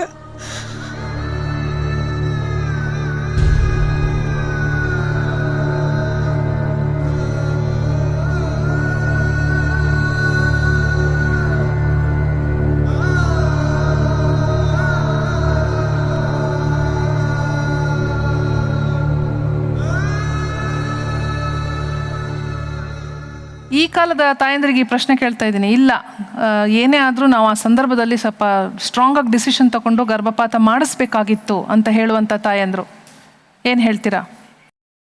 ಗರ್ಭಪಾತ ಮಾಡಿಸಿದ್ರೆ ನಾವಿಲ್ಲಿ ದೇವ್ರ ಮಕ್ಕಳು ಅಂತ ಈ ವೇದಿಕೆಗೆ ಬರ್ತಾ ಇರಲಿಲ್ಲ ಮೇಡಮ್. ಅದಕ್ಕೆ ಏನೇ ಆದರೂ ಅವ್ರ ದೇವ್ರ ಮಕ್ಕಳು ಅಂದಮೇಲೆ ನಾವು ಅದು ಗೊತ್ತಾಗದೇ ಇರಲಿ, ಅದು ಬೆಳೆಸೋದು ನಮ್ಮ ಧರ್ಮ, ಕರ್ತವ್ಯ ಅಂತ ಹೇಳ್ಬೋದು. ಓಕೆ, ಈ ಕಾರ್ಯಕ್ರಮ ನೋಡ್ತಾ ಇರುವಂತಹ ಈಗಿನ ಕಾಲದ ತಾಯಂದ್ರಿಗೆ ಮುಂದೆ ಇದೇ ಥರದ್ದು ಇನ್ನೊಂದು ಮಗು ಆಗೋ ಚಾನ್ಸ್ ಇದೆ ಅಂತ ಗೊತ್ತಾದರೂ ನಾನು ಅಬಾರ್ಷನ್ ಮಾಡಿಸ್ಕೊಳ್ಳಲ್ಲ ಅಂತ ಧೈರ್ಯವಾಗಿ ಇಲ್ಲಿ ಯಾವ ತಾಯಿ ಯಂಗ್ ಮದರ್ಸನ್ನು ಕೇಳ್ತಾ ಇರೋದು ಈ ಪ್ರಶ್ನೆ. Who has the courage? ಒಪ್ಕೊಳ್ಳೋದು ಯಾರು ಅಂತ? ಇಲ್ಲ, ಯಾರು ಒಪ್ಕೊಳ್ಳಲ್ಲ. Okay, S. ನಿಮ್ಮ ಬಳಿ ವೈದ್ಯರನ್ನ ಕೇಳೋದಕ್ಕೆ ಸಾಕಷ್ಟು ಪ್ರಶ್ನೆಗಳಿರ್ಬೋದು. ಈಗಾಗಲೇ ಕೆಲವರು ಕೇಳಿದ್ರಿ ಅದನ್ನು. ನಿಮ್ಮ ಪ್ರಶ್ನೆಗಳನ್ನು ನೇರವಾಗಿ ನೀವು ವೈದ್ಯರನ್ನು ಕೇಳಿ. ಸರ್, ಹೇಳಿದ್ರಿ ಸ್ಕ್ಯಾನಿಂಗಲ್ಲಿ ಎಲ್ಲ ಗೊತ್ತಾಗುತ್ತೆ ಅಂತ. ಬಟ್ ಅಬ್ನಾರ್ಮಲ್ಲು ಬ್ಲೈಂಡು ಕೂಡ ಗೊತ್ತಾಗುತ್ತಾ? ಅಲ್ಲೇ ಬ್ಲೈಂಡ್ ಗೊತ್ತಾಗಲ್ಲ. ನಾನು ಅಬ್ನಾರ್ಮಲ್ ಅನ್ನೋದು? ಅಬ್ನಾರ್ಮಲ್ ಅದೇ ಡೆವಲಪ್ಮೆಂಟಲ್ ಪ್ರಾಬ್ಲಮ್ ಇತ್ತಂದರೆ ಅದು ಗೊತ್ತಾಗುತ್ತೆ. ಡೆವಲಪ್ಮೆಂಟಲ್ ಪ್ರಾಬ್ಲಮ್ ಇಲ್ಲ, ನೋಡೋಕ್ಕೆ ಅವ್ಯ ಎಲ್ಲ ಡೆವಲಪ್ಮೆಂಟ್ ಎಲ್ಲ ನಾರ್ಮಲ್ ಇದೆ, ಫಂಕ್ಷನಲ್ಲಿ ಗೊತ್ತಾಗಲ್ಲ. ಈಗ ಸಾಮಾನ್ಯವಾಗಿ ಮಕ್ಕಳು ಇಂಥದ್ದೇ ವಯಸ್ಸಿನಲ್ಲಿ ಮಾತನ್ನ ಆರಂಭ ಮಾಡಬೇಕು ಅಂತ ಇದೆ. ಆದರೆ ಕೆಲವೊಮ್ಮೆ ಮಕ್ಕಳು ಮಾತನ್ನ ಆರಂಭ ಮಾಡೋಲ್ಲ. ಆಗ ತಾಯಂದ್ರಿಗೆ ಸಹಜವಾಗಿ ಭಯ ಆಗುತ್ತೆ. ಈ ಭಯ ಬೇಕಾ ಅಥವಾ ವೆಯ್ಟ್ ಮಾಡಿ ನೋಡಬಹುದಾ? ಒಂದು ಇಂಪಾರ್ಟೆಂಟ್ ಏನು ನಾವು ಅರ್ಥ ಮಾಡ್ಕೋಬೇಕಂದ್ರೆ, ಇಲ್ಲಿ ಇಷ್ಟು ಜನ ಇದ್ದೀವಿ, ಒಬ್ಬೊಬ್ಬರು ಕೂಡ ಡಿಫ್ರೆಂಟ್, ಯುನೀಕ್ ಆಗಿರ್ತೀವಿ. ಅದೇ ರೀತಿ ಮಕ್ಕಳುಗಳಿಗೆ ಈಗ ತಲೆ 3 ತಿಂಗಳಿಗೆ ನಿಂತ್ಕೋಬೇಕು ಅಂತ ಹೇಳಿದ ತಕ್ಷಣ ಎಕ್ಸಾಕ್ಟಾಗಲಿ 90 ದಿನಕ್ಕೆ ತಲೆ ನಿಂತ್ಕೊಳ್ಳಲ್ಲ. ಪ್ಲಸ್ ಆ್ಯಂಡ್ ಮೈನಸ್ ಅಂತಿರುತ್ತೆ. ಕೆಲವು 1 ತಿಂಗಳು ಆ ಕಡೆ ಅಥವಾ 1 ತಿಂಗಳು ಈ ಕಡೆ ಬೇಗನೂ ನಿಂತ್ಬೋದು, ಲೇಟಾಗೂ ನಿಲ್ಬೋದು. ಅಕಸ್ಮಾತಾಗಿ ತುಂಬ ವ್ಯತ್ಯಾಸ ಆಗ್ತಿದೆ, ಈಗ 1 ವರ್ಷಕ್ಕೆ ಮಾಡೋರೋದು 1.5 ವರ್ಷ ಅಥವಾ 1.25 ವರ್ಷ 3 ತಿಂಗಳು ಕಾದ್ವಿ ಆದರೂ ಕೂಡ ಆಗಿಲ್ಲ ಅಂದಾಗ ಅದನ್ನು ಇವ್ಯಾಲ್ಯೂಯೇಷನ್ ಮಾಡೋದು ಒಳ್ಳೆಯದು. ತುಂಬ ಗಾಬರಿ ಅವಶ್ಯಕತೆ ಇಲ್ಲ, ಯಾಕೆಂದರೆ ಯಾವಾಗ ನಾವು ಗಾಬರಿ ಆಗ್ತೀವಿ ಆವಾಗ ನಾವು ಸರಿ ಮಾಡೋದಕ್ಕಿಂತ ಕೆಲವು ಸಲ ದುಡುಕುವಂಥದ್ದು ಹೆಚ್ಚಾಗುತ್ತೆ. ಗಾಬರಿ ಅವಶ್ಯಕತೆ ಇಲ್ಲ. ತುಂಬ ವ್ಯತ್ಯಾಸ ಆಗ್ತಿದೆ ಅಂದಾಗ ಒಬ್ಬರು ಪೀಡಿಯಾಟ್ರಿಷಿಯನ್ ಅಥವಾ ಸೈಕ್ಯಾಟ್ರಿಸ್ಟ್ ಹತ್ರ ಹೋಗಿ ತೋರಿಸ್ಕೊಂಡು ಒಂದು ಇವ್ಯಾಲ್ಯೂಯೇಷನ್ ಮಾಡ್ಕೊಳ್ಳೋದ್ರಲ್ಲಿ ತಪ್ಪಿಲ್ಲ. ಈಗ ಫಿಟ್ಸ್ಗೆ ಮಾತ್ರೆಯನ್ನು ಟ್ಯಾಬ್ಲೆಟ್ಸನ್ನು ಕಂಟಿನ್ಯೂಯಸ್ಸಾಗಿ ಕೊಡ್ತಾ ಇರ್ತೀವಿ, ಆದರೂ ಕೂಡ ಫಿಟ್ಸ್ ಅಟ್ಯಾಕ್ ಆಗುತ್ತೆ. ಅಟ್ಯಾಕ್ ಆದಾಗ ಮಗು ಒಂದು 1/4 ಗಂಟೆ ಅಥವಾ ಒಂದು 10 ನಿಮಿಷ ಬಂದ್ಬಿಡುತ್ತೆ. ಮುಗಿದ ತಕ್ಷಣ ಮಗು ಅನ್ಕಾನ್ಷಿಯಸ್ ಥರ ನಿದ್ದೆ ಥರ ಹೋಗ್ತಾನೆ. ನಿದ್ದೆ ಥರ ಹೋಗಾದ್ಮೇಲೆ ನಾವು ಟ್ಯಾಬ್ಲೆಟನ್ನು ಕಂಟಿನ್ಯೂ ಮಾಡಬೇಕಾ ಮತ್ತು ಡಾಕ್ಟ್ರ್ ಹತ್ರ ಹೋಗ್ಬೇಕು ತೋರಿಸ್ಬೇಕಾ? ಇದು ನನಗೆ ಸ್ವಲ್ಪ ಗೊಂದಲ ಇದೆ, ಕ್ಲಾರಿಟಿ ಕೊಡಿ ಸರ್. ಓಕೆ ಡಾಕ್ಟರ್, ನೀವು ಹೇಳ್ತೀರಾ?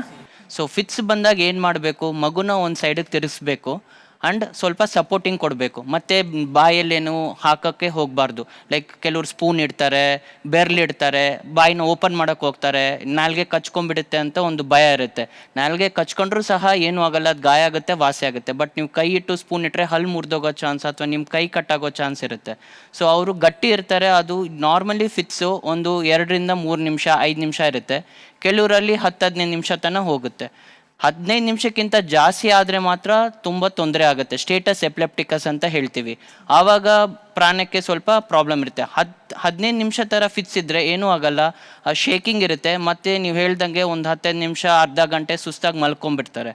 ಈಗ ಒಂದು ಸ್ಪ್ರೇ ಕೂಡ ಬಂದಿದೆ. ಸ್ವಲ್ಪ ನೀವು ಅದು ಫಿಟ್ಸ್ ತುಂಬ ಸರಿ ಬರ್ತಾ ಇದೆ ಅಂದರೆ ನೀವು ಆ ಸ್ಪ್ರೇನ ಮನೇಲಿ ಇಟ್ಕೋಬೋದು. ಆ ಥರ ಅಟ್ಯಾಕ್ ಅಂದಾಗ ಮೂಗಲ್ ಸ್ಪ್ರೇ ಮಾಡಿದ್ರೆ ಒಂದು 5 ನಿಮಿಷದಲ್ಲೇ ಫಿಟ್ಸ್ ಕಂಟ್ರೋಲ್ ಆಗೋ ಚಾನ್ಸಸ್ ಇರುತ್ತೆ.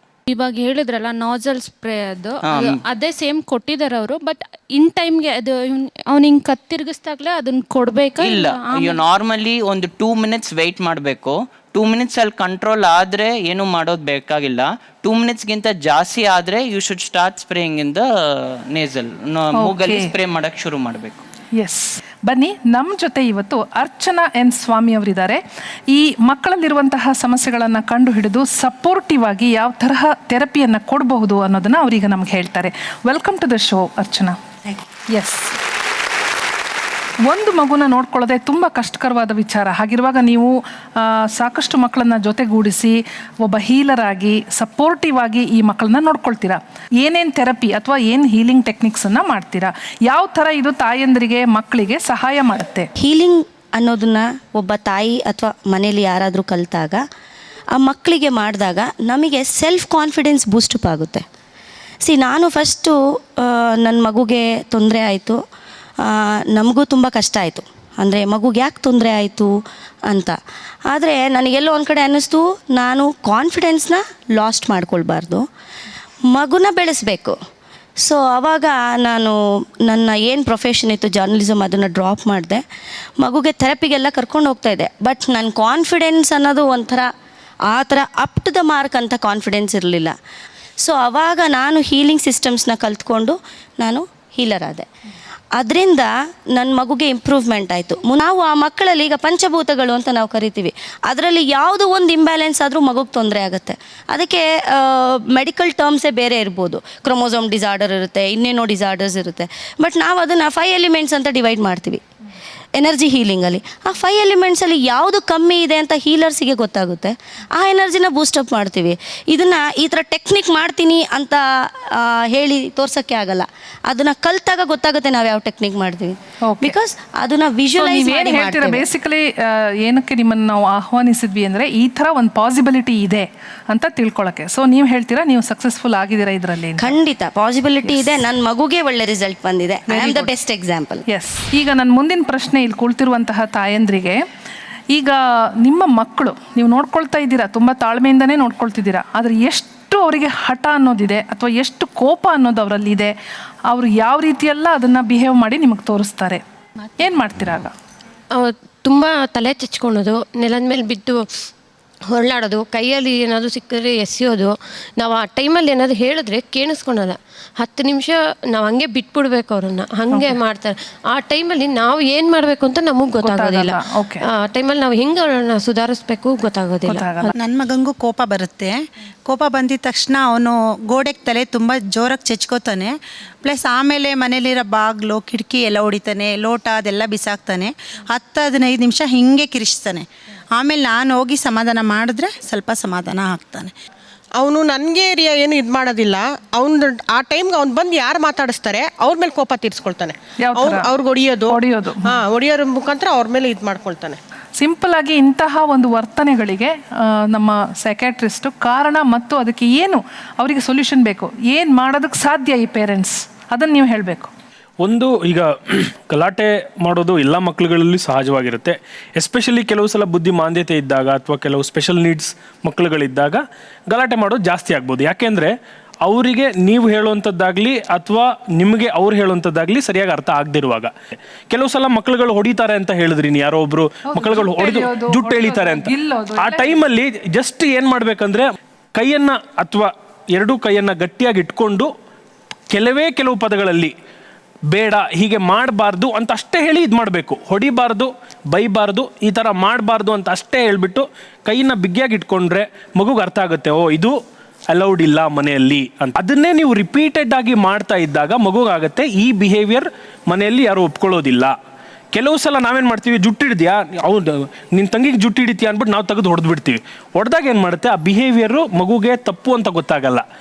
ನಾನು ಅವಳಿಗೆ ಹಿಡಿದ್ರೆ ನನಗೂ ಹೊಡಿತಿದ್ದಾರೆ, ನಾನು ಹೊಡಿತೀನಿ ಅಂತ ಇದಾಗತ್ತೆ. ಒಂದು ಪ್ರಶ್ನೆ ಕೇಳ್ತಾ ಇದ್ದೀನಿ ನಾನು. ಸ್ಟೆಮ್ ಸೆಲ್ ಬಗ್ಗೆ ಭಾಳ ಜನರಿಗೆ ಕನ್ಫ್ಯೂಷನ್ ಇದೆ. ಈ ಸ್ಟೆಮ್ ಸೆಲ್ ಥೆರಪಿ ಬೇಕಾ ಇವ್ರುಗಳಿಗೆಲ್ಲ? ಅದರಿಂದ ಏನಾದ್ರು ಉಪಯೋಗ ಇದೆಯಾ? ಈಗ ತುಂಬ ಕಡೆ ಈ ಸ್ಟೆಮ್ ಸೆಲ್ ಥೆರಪಿ ಅಂತ ಹೇಳ್ತಾ ಇದ್ದಾರೆ. ಲೈಕ್ ಎಲ್ಲ ಪ್ರಾಬ್ಲಮ್ಗೂ, ಸೆರೆಬ್ರಲ್ ಪ್ಯಾಲ್ಸಿ, ಆಟಿಸಮ್, ಮತ್ತು ನ್ಯೂರಾಲಜಿಕಲ್ ಡಿಸಾರ್ಡರ್, ಎಪಿಲೆಪ್ಸಿ, ಇಂಥದಕ್ಕೆಲ್ಲ ಸ್ಟೆಮ್ ಸೆಲ್ ಕೊಟ್ಟರೆ ಎಲ್ಲ ವಾಸಿ ಆಗುತ್ತೆ ಅಂತ ಹೇಳ್ತಾರೆ. ಬಟ್ ಇಲ್ಲಿ ಅದಕ್ಕೆ ಡಬಲ್ ಬ್ರೈನ್ ಕಂಟ್ರೋಲ್ ಸ್ಟಡಿ ಎಲ್ಲ ಮಾಡಿ ಪ್ರೂವ್ ಮಾಡಿದ್ದಾರೆ, ಅದರಿಂದ ಬೆನಿಫಿಟ್ ಏನೂ ಇಲ್ಲ ಅಂತ. So most of the time ಇದು ಸ್ವಲ್ಪ ಪ್ರಾಬ್ಲಮ್ ಆಗುತ್ತೆ. ಯಾಕಂದರೆ ಫೈನಾನ್ಷಿಯಲಿ ತುಂಬ ಕಾಸ್ಟ್ಲಿ ಆಗುತ್ತೆ. ಆಲ್ಮೋಸ್ಟ್ 20-30,000, ಕೆಲವರಿಗೆ 50,000 ತನಕ ಹೋಗುತ್ತೆ. ಬಟ್ ಅದು ಕೊಡೋದ್ರಿಂದ ಬೆನಿಫಿಟ್ ಇಲ್ಲಿ ತನಕ ಏನೂ ಪ್ರೂವ್ ಆಗಿಲ್ಲ. ಇನ್ನೂ ಅದು ರಿಸರ್ಚ್ ಲೆವೆಲಲ್ಲೇ ಇದೆ. ಇನ್ನೂ it is an approved therapy ಥರ ಬಂದಿಲ್ಲ. ಸೊ ದಯವಿಟ್ಟು ಅದಕ್ಕೆ ಹೋಗೋ ಮುಂಚೆ 1 ಅಥವಾ 2 ನ್ಯೂರಾಲಜಿಸ್ಟ್ನ ಕನ್ಸಲ್ಟ್ ಮಾಡಿ ಒಪ್ಪಿಗೆ ತಗೊಂಡು ದೆನ್ ಅದನ್ನು ಕನ್ಸಿಡರ್ ಮಾಡಿ. ಈಗ ಮತ್ತೆ ಆಡಿಯನ್ಸ್ ನಿಮ್ಮ ಹತ್ರ ಬರ್ತಾ ಇದ್ದೀನಿ. ನನ್ನ ಪ್ರಶ್ನೆ ನಿಮಗೆ, ಈ ಸಮಾಜ ನಿಮ್ಮ ಮಗುವನ್ನು ನಿಮ್ಮ ಜೊತೆ ನೋಡಿದಾಗ ಯಾವ ಥರ ನೋಡುತ್ತೆ ಆ ಮಗುನ? ಅದು ಹೇಗೆ ನಿಮಗೆ ಒಂಥರ ಎಲ್ಲೋ ಒಂದು ಕಡೆ ಹರ್ಟ್ ಆಗ್ಬೋದು, ನೋವಾಗ್ಬೋದು, ಇರಿಟೇಟ್ ಆಗ್ಬೋದು. ಆ ಅನುಭವವನ್ನು ಅಂದರೆ ಸಮಾಜ ಏನು ಬದಲಾಗಬೇಕು ಅಂತ ನೀವು ಹೇಳ್ತೀರಾ? ಇವಾಗ ಅಕ್ಕಪಕ್ಕ ಮನೆಯವರೇ ತುಂಬ ಈ ಥರ ಮಗು ಇದೆ ಹಂಗೆ ಈ ಥರ ವರ್ತಿಸ್ತಾರೆ. ಒಂದು ಫಂಕ್ಷನ್ಗೆ ಕರ್ಕೊಂಡು ಹೋದರೆ ಪಕ್ಕ ಕೂರಿಸೋದು, ಚೇರ್ ಎತ್ಕೊಂಡು ಆ ಕಡೆ ಕೂತ್ಕೊಳ್ಳೋದು, ಅಥವಾ ಇವಾಗ ನಾವು ಊಟ ಮಾಡಿಸ್ಬೇಕು ಹಾಗೆ ಮಾಡ್ತಾರೆ. ಮಾಡ್ತಾರೆ. ನಮ್ಮ ಸಂಬಂಧಿಕರಲ್ಲೇ ಮಾಡ್ತಾರೆ. ಅವನು ಪೆದ್ದ, ಅವ್ನಿಗೆ ಬುದ್ಧಿ ಇಲ್ಲ, ಈ ಕಡೆ ಬಾ, ಖರ್ಚು ಕಿಚ್ಬಿಟ್ಟನು, ಗಿಂಟ್ಬಿಟ್ಟನು, ಆ ಥರ ಹೇಳ್ತಾರೆ. ಅವಾಗ ನಮ್ಗೆ ತುಂಬ ನೋವಾಗುತ್ತೆ. ನಮ್ಮ ಸಂಬಂಧಿಕರೇ ಸ್ವಂತ ನಮ್ಮ ಅಕ್ಕ ಅಣ್ಣನ ಮಕ್ಳುಗಳೇ ಬಂದಿದ್ರು ನಮ್ಮ ಹತ್ರ ಚೆನ್ನಾಗಿ ಮಾತಾಡ್ತಾರೆ. ನಮ್ಮ ಮಗು ನೋಡಿದ ತಕ್ಷಣ ಒಂಥರ ಬಿಹೇವ್ ಮಾಡ್ತಾರೆ. ಮುಂಚೆನೇ ಅವರೇ ಬೇಡ ಹೊಡೆದ್ಬಿಡ್ತಾಳೆ ಅಂದಾಗ ಪಾಪ ಅದಕ್ಕೂ ನೋವಾಗುತ್ತೆ. ಅದೇ ನಮ್ಗೆ ತುಂಬ ಬೇಜಾರಾಗುತ್ತೆ ಮೇಡಮ್, ಅದೇ ಹೇಳ್ತಾ ಇದ್ದೀನಿ. ಎಸ್, ಈಗ ನಾನು ಎಲ್ಲೂ ಹೋಗಲ್ಲ, ಯಾವ ಫ್ಯಾಮಿಲಿ ಫಂಕ್ಷನ್ಗೂ ಹೋಗಲ್ಲ. ಯಾಕಂದರೆ ಬೆರಳು ಮಾಡಿ ತೋರಿಸ್ತಾರೆ, ಇಂಥ ಮಗು ಹಿಂಗಿದೆ, ಇವ್ರ ಮಗು ಹಿಂಗಿದೆ ಅಂತ ತೋರಿಸ್ತಾರೆ. ಅದಷ್ಟೇ ಅಲ್ದೇ ಈಗ ಮಕ್ಳನ್ನ ಪಾರ್ಕಿಗೆ ಕರ್ಕೊಂಡು ಹೋಗ್ಬೇಕು. ಯಾಕಂದರೆ ಬೆಂಗಳೂರಲ್ಲಿ ಬೇರೆ ಎಲ್ಲೂ ಜಾಗ ಇಲ್ಲ. ಪಾರ್ಕಿಗೆ ಕರ್ಕೊಂಡು ಹೋದರೆ ಈಗ ನನಗಾಗಿರೋ ಎಕ್ಸ್ಪೀರಿಯೆನ್ಸ್ ನಾನು ಹೇಳ್ತಿದ್ದೀನಿ. ತುಂಬ ಮಕ್ಳಿರ್ತಾರೆ, ಆಟ ಆಡೋ ಮಕ್ಕಳು. ಆ ಮಕ್ಕಳೇ ಅಂತಾರೆ, ನೋಡು ಇವ್ನಿಗೆ ಹುಚ್ಚ. ನನ್ನ ಮಗನಿಗೆ ಅಂದಿದ್ದಾರೆ ಮಕ್ಕಳು, ಅಲ್ಲೇ ಏನು 10th 8th ಮಕ್ಕಳೇ ಅಂದಿದ್ದಾರೆ, ನೋಡೋ ಹುಡುಗ ಹುಚ್ಚ, ನನ್ನ ಮಗನಿಗೆ ಅಂದಿದ್ದಾರೆ. ನಾನು ಅವತ್ತಿಂದ ನನಗಾಗಿರೋ ಎಕ್ಸ್ಪೀರಿಯೆನ್ಸ್, ನಾನು ಪಾರ್ಕಿಗೆ ಹೋಗಲ್ಲ. ನನ್ನ ಹಸ್ಬೆಂಡ್ ಅಷ್ಟೇ ಕರ್ಕೊಂಡು ಹೋಗ್ತಾರೆ. ಸಮಯದಲ್ಲಿ ತುಂಬ ಬೇಜಾರು ಹತ್ತಿದ್ದೀನಿ ನಾನು, ಬಂದು ರೋಡಿಂದ ಬಂದು ಹತ್ಕೊಂಡು ಮಲಗಿದ್ದೀನಿ ನಾನು. ಹತ್ಕೊಂಡು ನನ್ನ ಮಗ ಅಲ್ಲಿ ವಾಪಸ್ ಹೇಳಿಲ್ವಾ? ಏನು ಹೇಳಿದ್ದೀನಿ, ಹಂಗೆಲ್ಲ ಅನ್ಬಾರ್ದಪ್ಪ, ಅವನು ನಿಮ್ಮ ಥರನೇ ಸ್ವಲ್ಪ ಬುದ್ಧಿ ಕಡಿಮೆ ಇದೆ ಅಷ್ಟೇನೆ. ಏನು ಹೇಳ್ಬೇಕು ಅನ್ಸುತ್ತೆ ಅಂತ ಜನರನ್ನ ನೋಡಿದಾಗ? ಏನು ಹೇಳ್ಬೇಕು ಅನ್ಸುತ್ತೆ? ಮಾತಾಡೋದು ಬೇಡ, ವೇಸ್ಟ್ ಅನ್ಸ್ಬಿಡುತ್ತೆ ಮೇಡಮ್. ಅಷ್ಟೇ, ವೇಸ್ಟ್, ಮಾತಾಡೋದು ವೇಸ್ಟ್ ಅವ್ರ ಜೊತೆ. ಒಬ್ಬ ಒಳ್ಳೆ ಮನುಷ್ಯ ಅಂತ ಅನ್ನಿಸ್ಕೋಬೇಕಾದ್ರೆ ಬಹುಶಃ ಬರೀ ಕಾನೂನನ್ನು ಪಾಲನೆ ಮಾಡೋದಷ್ಟೇ ಅಲ್ಲದೆ ನಮ್ಮ ಸುತ್ತಮುತ್ತ ಇರುವಂತಹ ಇಂಥ ವಿಚಾರಗಳ ಬಗ್ಗೆ ಕೂಡ ಗಮನ ಹರಿಸಿ ಇಂಥ ಮಕ್ಕಳನ್ನು ನಮ್ಮ ಮುಖ್ಯವಾಹಿನಿಯಲ್ಲಿ ಅವರನ್ನು ತಂದು ಅವರನ್ನು ಸ್ವೀಕಾರ ಮಾಡೋದು ಕೂಡ ಅಷ್ಟೇ ಮುಖ್ಯ ಆಗುತ್ತೆ ಅಂತ ನಾನು ಹೇಳ್ತೀನಿ. ಯಾಕಂದರೆ ಅವ್ರಿಗೂ ಕೂಡ ನಮ್ಮಂತೆಯೇ ಎಲ್ಲ ಹಕ್ಕುಗಳು ಖಂಡಿತವಾಗ್ಲೂ ಇದೆ. ಕೊನೆಯದಾಗಿ ನಾನು ತಾಯಂದ್ರನ್ನ ಮತ್ತೆ ಒಂದು ಪ್ರಶ್ನೆ ಕೇಳ್ತೀನಿ. ಇಷ್ಟೆಲ್ಲ ಸಮಸ್ಯೆಗಳನ್ನು ನೀವು ಹೇಳ್ಕೊಂಡ್ರಿ, ಆದರೆ ನೀವು ಮತ್ತು ನಿಮ್ಮ ಮಗು ಇದ್ದಾಗ ಆ ಮಗುವಿನ ಬಗ್ಗೆ ನೀವು ತುಂಬ ಖುಷಿ ಪಡುವಂಥ ವಿಷಯ ಯಾವುದು? ನನಗೆ ಹುಷಾರಿಲ್ಲ ಅಂದರೆ ಮೇಡಮ್ ಅವಳು ನನ್ನನ್ನು ಬಿಟ್ಟು ಹೋಗೋದೇ ಇಲ್ಲ ಮೇಡಮ್. ಸೈಡ್ಗೆ ಜ್ವರ ಬಂದರೆ ಮುಟ್ಟು ನೋಡೋದು, ಹೊಟ್ಟೆ ನೋವು ಅಂದರೆ ಮುಟ್ಟು ನೋಡೋದು, ಆ ಥರ ಜೊತೆಲೇ ಇರ್ತಾಳೆ ಮೇಡಮ್. ನನಗೆ ಹುಷಾರಾಗೋ ಗಂಟ ಕಾಲ ಹತ್ರನೇ ಕುತ್ಕೊಂಡ್ಬಿಟ್ಟಿರ್ತಾಳೆ. ಅದೊಂದು ತುಂಬ ಖುಷಿಯಾಗುತ್ತೆ ಮೇಡಮ್. ಇನ್ನೊಂದು ಈಚೆ ಕಡೆ ಎತ್ಕೊಂಡೋದ್ರೆ ಎತ್ಕೊಂಡೇ ಓಡಾಡಬೇಕು. ನನಗೆ ಹಿಂಗೆ ಹುಷಾರಿಲ್ಲ ಅಂದರೆ ಸಾಕು ಮೇಡಮ್, ನಡೀತಾಳೆ. ಹುಷಾರಿಲ್ಲ ಅಂದರೆ ನಡೀತಾಳೆ ಅಂದರೆ ಅವಳು ಅರ್ಥ ಮಾಡ್ಕೋತಾ ಇದ್ದಾಳೆ. ಎಸ್, ನನ್ನ ಮಗ ನನ್ನನ್ನು ತುಂಬಾ ಇಷ್ಟಪಡ್ತಾನೆ ಮೇಡಮ್. ನಾನು ಒಂಚೂರು ಹತ್ರನೂ ಅಳ್ತಾನೆ, ತಡ್ಕೊಳ್ಳಲ್ಲ. ಅದು ನನಗೆ ತುಂಬಾ ಖುಷಿ ಆಗುತ್ತೆ. ಅಟ್ಯಾಚ್ಮೆಂಟ್ ನಿಮ್ಗೆ ತುಂಬ ಅಟ್ಯಾಚ್ಮೆಂಟ್ ತುಂಬಾ ಖುಷಿ ಆಗುತ್ತೆ. ಎಲ್ಲರೂ ಹೇಳ್ತಾರೆ ನೀನು ಇಷ್ಟೆಲ್ಲ ಮಾಡಿದ್ದಕ್ಕೆ ಸಾರ್ಥಕ ಆಯಿತು. ಅದೊಂದು ಮಾತು ಸಾಕು ಮಾ, ತುಂಬ ಖುಷಿ ಆಗುತ್ತೆ. ನಮ್ಮನೇಲಿ ಏನಂದರೆ ನಮ್ಮನೇಲಿ ಯಾರು ಜೋರಾಗಿ ಮಾತಾಡೋಂಗಿಲ್ಲ. ಅವನ ಹತ್ರ ಹಸ್ಬೆಂಡ್ ಏನಾದರೂ ಏನಕ್ಕಾದ್ರೂ ಸ್ವಲ್ಪ ಜೋರಾಗಿ ಮಾತಾಡಿದ್ರೆ ಹೋಗಿ ಬಾಯಿ ಮುಚ್ಚಿಡ್ತಾನೆ, ಜೋರಾಗಿ ಮಾತಾಡಬೇಡ ನೀನು ಅಮ್ಮನ ಹತ್ರ. ಅದು ತುಂಬ ಖುಷಿ ಆಗುತ್ತೆ. ನನ್ನ ಹತ್ರ ಯಾರು ಅಪ್ಪನ್ನೇ ಬಿಡಲ್ಲ, ನನ್ನ ಹತ್ರ ಯಾರು ಜೋರಾಗಿ ಮಾತಾಡಬಾರ್ದು ಅವ್ನಿಗೆ. ಇಲ್ಲ ಅವ್ರ ಮೇಲೆ ವಿಶೇಷ ಮತ್ತೆ ನನ್ನ ಮೇಲೆ ಯಾರಾದರೂ ಜೋರಾಗಿ ಮಾತಾಡಿದ್ರೆ ಅವ್ರು ಗಿಳ್ಳೆ ಬಿಡ್ತಾನೆ. ಮತ್ತೆ ಅಪ್ಪ ಮಾತಾಡಿದ್ರು ಅಷ್ಟೇ ಬಾಯಿ ಹೋಗಿ ಮುಚ್ಚಿಡ್ಕೊತಾನೆ, ನೀನು ಜೋರಾಗಿ ಮಾತಾಡಬೇಡ ಅಂದರೆ ಅಮ್ಮನ ಒಂಥರ ಬಾಡಿಗಾರ್ಡ್ ಬಾಡಿಗಾರ್ಡ್ ಥರ. ಅದು ತುಂಬ ಖುಷಿ ಆಗುತ್ತೆ, ತುಂಬ ಖುಷಿ ಆಗುತ್ತೆ. ಎಸ್, ನಾನು ನನ್ನ ಮಗ ರೋಡಲ್ಲಿ ಬರ್ತಾ ಇರ್ತೀವಿ ವಾಕ್ ಮಾಡಿಕೊಂಡು. ಅವಾಗ ಒಂದು ಸ್ಯಾರಿ ಚೆನ್ನಾಗಿರುತ್ತೆ. ನಾನು ಹೇಳ್ಕೊಳ್ತಿರ್ತೀನಿ ಈ ಸ್ಯಾರಿ ತುಂಬ ಚೆನ್ನಾಗಿದೆ ತೊಗೊಬೇಕು, ಬಟ್ ಇವಾಗ ದುಡ್ಡಿಲ್ಲ ಅಂತ. ಅವನೇನು ಹೇಳ್ತಾನೆ, ಅಮ್ಮ ನೆಕ್ಸ್ಟ್ ಮಂತ್ ನಾನು ದುಡ್ಡು ಬರುತ್ತಲ್ಲ ಅವಾಗ ನೀನು ತಗೋ ಅಂತ ಹೇಳ್ತಾನೆ. ನನಗೆ ಅವಾಗ ತುಂಬ ಖುಷಿ ಆಗುತ್ತೆ. ಬಟ್ ಇವಾಗ ನನ್ನ ಮಗುವಿನಿಂದ ನಾನು ಈ ಫ್ಯಾಮಿಲಿ ಡಾಕ್ಟರ್ ಕಾರ್ಯಕ್ರಮಕ್ಕೆ ಬಂದಿದ್ದೀನಲ್ಲ, ಅದು ನಂಗೆ ತುಂಬ ಖುಷಿ ಕೊಡುತ್ತೆ. ಪ್ರಕೃತಿಯ ಸೃಷ್ಟಿ ನಾವೆಲ್ಲರೂ, ಆದರೆ ಸಾಕಷ್ಟು ಸಮಸ್ಯೆಗಳು ಇರುತ್ತೆ, ಅಲ್ಲಲ್ಲಿ ಸಾಕಷ್ಟು ಸಂತೋಷ ಕೂಡ ಇರುತ್ತೆ. ಇವತ್ತಿನ ಈ ಸಂಚಿಕೆಯ ಉದ್ದೇಶ ಈ ಮಕ್ಕಳನ್ನು ನಾವೆಲ್ಲರೂ ಸ್ವೀಕಾರ ಮಾಡುವತ್ತ ನಮ್ಮ ಗಮನ ಹರಿಯಲಿ ಅನ್ನೋದೇ ಆಗಿತ್ತು. ಇವತ್ತಿನ ಈ ಕಾರ್ಯಕ್ರಮವನ್ನು ಇಲ್ಲಿಗೆ ಮುಗಿಸ್ತಾ ಇದ್ದೀವಿ. ಇಲ್ಲಿ ಬಂದಂತಹ ಡಾಕ್ಟರ್ಸ್ ನಿಮಗೆಲ್ಲರಿಗೂ ಥ್ಯಾಂಕ್ ಯು. ಹಾಗೆಯೇ ಇಲ್ಲಿ ಬಂದಂತಹ ವಿಶೇಷ ಮಕ್ಕಳ ತಾಯಂದಿರು ನಿಮಗೂ ಕೂಡ ಒಂದು ದೊಡ್ಡ ಥ್ಯಾಂಕ್ ಯು. ಮುಂದಿನ ಸಂಚಿಕೆಯಲ್ಲಿ ಮತ್ತೊಂದು ವಿಷಯ, ಮತ್ತಷ್ಟು ಡಾಕ್ಟರ್ಸ್, ಮತ್ತಷ್ಟು ಆಡಿಯನ್ಸ್ ಅವರ ವಿಚಾರಗಳನ್ನು ಹಂಚಿಕೊಳ್ಳೋದಕ್ಕೆ ಬಂದೇ ಬರ್ತಾರೆ. ಅಲ್ಲಿಯವರೆಗೂ ಟೇಕ್ ಕೇರ್, ಬಾಯ್. ಇದು ಫ್ಯಾಮಿಲಿ ಡಾಕ್ಟರ್.